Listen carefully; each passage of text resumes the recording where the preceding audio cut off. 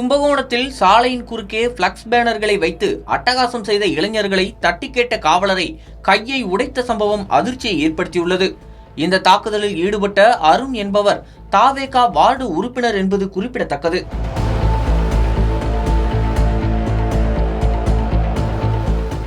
தஞ்சாவூர் மயிலாடுதுறை சாலையை இணைக்கும் கும்பகோணம் 4 ரோடு பகுதியில் நேற்று இரவு சாலையில் வாகனங்கள் செல்ல முடியாத வகையில் பேனர்களை குறுக்கே வைத்து இளைஞர்கள் சிலர் அட்டகாசம் செய்துள்ளனர்.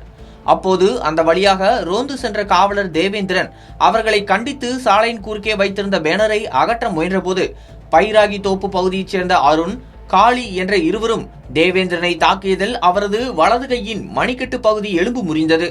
இதுகுறித்து கும்பகோணம் மேற்கு போலீசாருக்கு தகவல் அளிக்கப்பட்ட நிலையில் அருண், காளி இருவரும் அங்கிருந்து தப்பி ஓடியுள்ளனர்.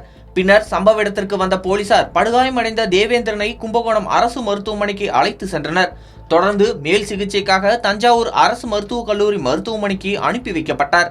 இது தொடர்பாக கும்பகோணம் மேற்கு காவல் நிலைய ஆய்வாளர் சிவக்குமார் வழக்கு பதிவு செய்து குற்றவாளிகள் இருவரையும் தேடி வந்தனர்.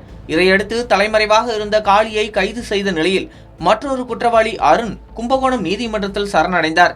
இதையடுத்து இருவரையும் கைது செய்து கும்பகோணம் நீதிமன்றத்தில் ஆஜர்படுத்தி சிறையில் அடைத்தனர். இச்சம்பவத்தில் ஈடுபட்ட அருண் 20வது வார்டு தாவேகா உறுப்பினராக உள்ளார் என்பது குறிப்பிடத்தக்கது.